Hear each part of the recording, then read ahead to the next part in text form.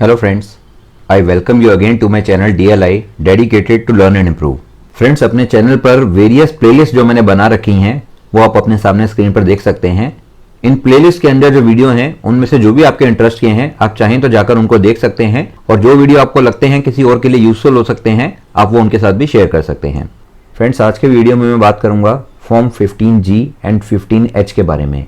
Friends, हम में से बहुत से लोग जानते ही होंगे कि जो भी हमारी इनकम होती है उसमें TDS tax deducted at source कटता है, यानी जो सोर्स आपको इनकम पे कर रहा है वो टैक्स भी काटता है।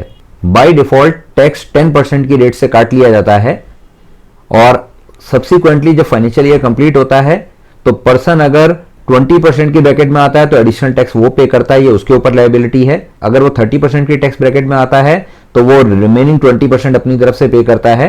ऑल टैक्स रिजीम में इंडिविजुअल्स के लिए टैक्स फ्री इनकम का क्राइटेरिया अलग अलग था। अब मैं था इसलिए कह रहा हूं क्योंकि अब तो मोस्टली न्यू टैक्स रिजीम को ही ऑप्ट करते हैं क्योंकि उसी में बेनिफिट मिलता है। तो अंडर न्यू टैक्स रिजीम में बात करूंगा कि इंडिविजुअल्स जिनकी इनकम 12 लाख है और अगर वो पेंशन या सैलरीड एम्प्लॉई हैं तो 12,75,000 तक जिनकी इनकम है उनको कोई टैक्स पे करने की जरूरत नहीं है। मैंने इनकम टैक्स का कैलकुलेशन कैसे करना है इसके ऊपर एक वीडियो बनाकर अपने चैनल पे ऑलरेडी अपलोड कर रखा है। अगर आप देखना चाहते हैं तो उसका लिंक मैं डिस्क्रिप्शन में दे दूंगा। तो फ्रेंड्स, जैसा कि आप यहां सामने देख सकते हैं कि इंडिविजुअल जिनकी एज लेस देन 60 इयर्स है, अर्लियर उनको फॉर्म 15G भरकर अपने बैंक को या जहां से भी उनको इनकम मिल रही है उनको भरकर देना होता था कि आप मेरा टैक्स मत डिडक्ट कीजिए क्योंकि मेरी इनकम टैक्सेबल ब्रैकेट में नहीं आती है। आप टैक्स डिडक्ट करेंगे 10% की रेट से तो जब मैं रिटर्न फाइल करूंगा तो मैं इनकम टैक्स डिपार्टमेंट को बताऊंगा कि मेरी इनकम तो टैक्सेबल है ही नहीं, फिर उसके बाद जाके मुझे रिफंड मिलेगा।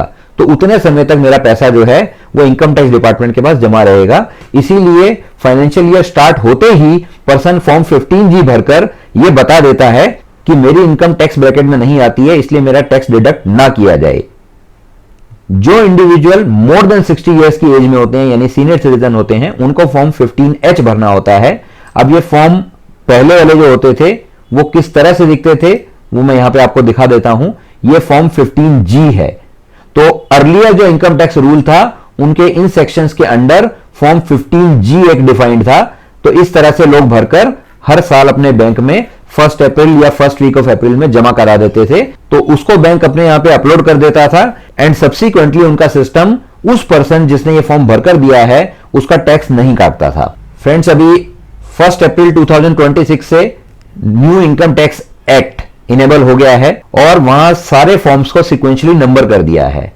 तो अब ये जो फॉर्म 15G और 15H हैं उनका नाम बदलकर अब कर दिया गया है फॉर्म 121।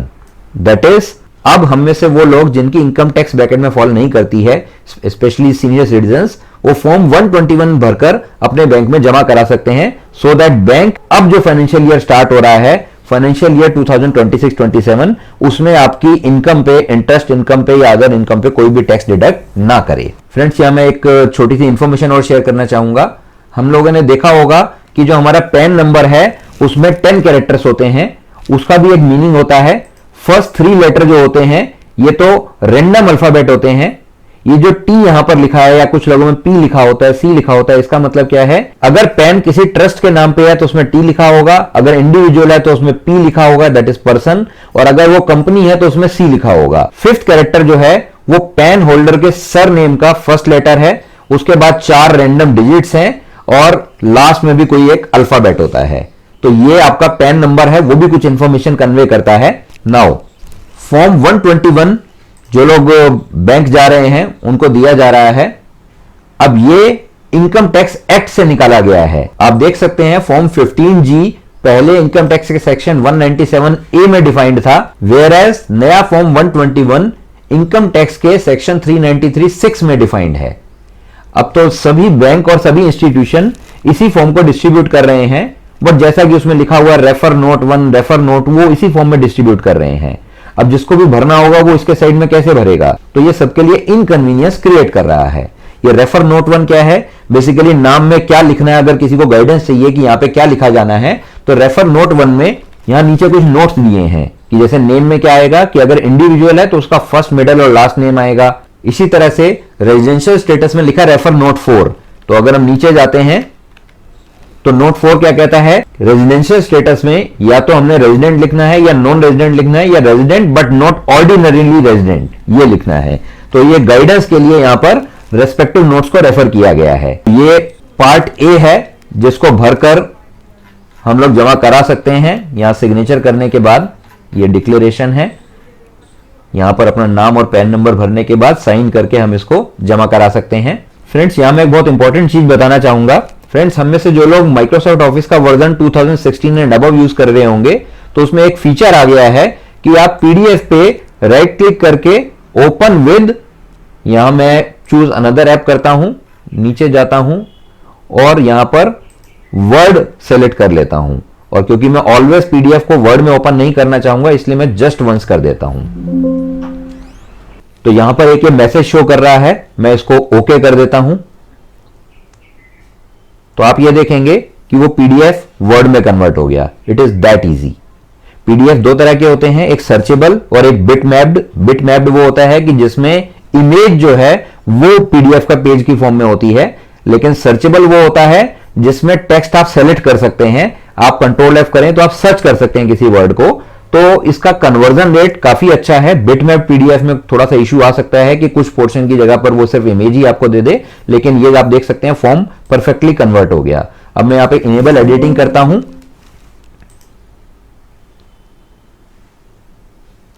तो अब आप देख सकते हैं कि वो पीडीएफ में जो मेरा फॉर्म 121 था वो वर्ड में कन्वर्ट हो गया। अब ये सब चीजें मैं डिलीट करके अपना नाम जो कुछ भी चेंज करना है मैं यहां पे चेंज कर सकता हूं। इसकी फॉर्मेटिंग भी अगर मैं चाहूं तो चेंज कर सकता हूं।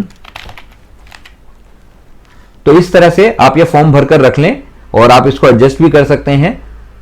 तो वर्ड में कन्वर्ट करने के बाद मैंने इस फॉर्म को सिंगल पेज में कर लिया है, सो दैट जो मेरा पार्ट ए है जो इंडिविजुअल ने भरना है वो सारा एक ही पेज में आ जाए और पार्ट बी जो है वो सेकेंड पेज में आ जाए।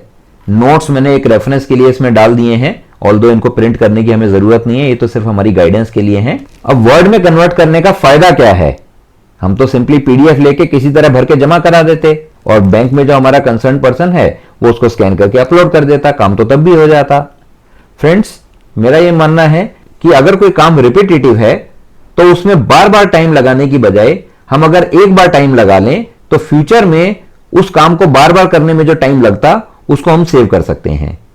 तो आप इस वर्ड फॉर्मेट को अगर भरकर रख लें तो आपका नाम, address, pan number, residential status ये सब चीजें तो चेंज होनी नहीं है। एक चीज मैं और बता दूं, पुराने इनकम टैक्स एक्ट में प्रोविजन था, हम करंट ईयर को कहते थे फाइनेंशियल ईयर और उसका असेसमेंट अगले साल में होता था तो उसको कहते थे असेसमेंट ईयर। फॉर एग्जाम्पल पुराने इनकम टैक्स एक्ट के हिसाब से अभी जो चल रहा है वो असेसमेंट ईयर 26-27 है जिसमें प्रीवियस ईयर की इनकम का असेसमेंट होगा। तो फाइनेंशियल ईयर 2025-26 और उसका असेसमेंट ईयर है 2026-27।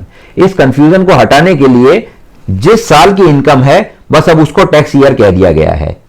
तो अब यहां पर आपको टैक्स ईयर पूछा जा रहा है तो last 2 ITR income tax return जो आपने फाइल किए उनका टैक्स ईयर एक्नॉलेजमेंट और कितनी रिटर्न की इनकम थी वो आपको यहां पे भरना है। तो यही फिगर है जो हर साल चेंज होगी और आपकी जो इनकम कितनी है वो थोड़ा सा चेंज होगा, अदरवाइज आपके मेजॉरिटी ऑफ द फील्ड जो है उनमें कोई चेंज नहीं होना है। फ्रेंड्स इन द एंड में ये कहना चाहूंगा कि अगर आपको ये वीडियो यूजफुल लगा और आपको लगता है कि ये किसी और के भी काम आ सकता है तो इसको अपने तक ना रखें, इसको औरों के साथ शेयर करें। एंड आप में से जो लोग इस पीडीएफ को वर्ड फाइल में कन्वर्ट करते हैं और अपने लिए यूज करते हैं उसको फ्यूचर में, उनसे मेरी एक रिक्वेस्ट रहेगी कि जितना हो सके उस वर्ड फाइल को आप सब लोगों के साथ शेयर करें। ये ना केवल बहुत सारे लोगों का टाइम बचाएगा बल्कि ये जो इनकन्वीनियंस इन एंट्रीज की वजह से होने वाली है उनसे भी सब लोगों को बचाएगा। तो आई वुड रिक्वेस्ट कि जब आप पीडीएफ को वर्ड में कन्वर्ट कर दें तो उस फॉर्म को भी आप जितने ज्यादा लोगों से हो सके शेयर करें। Thank you so much for watching this video.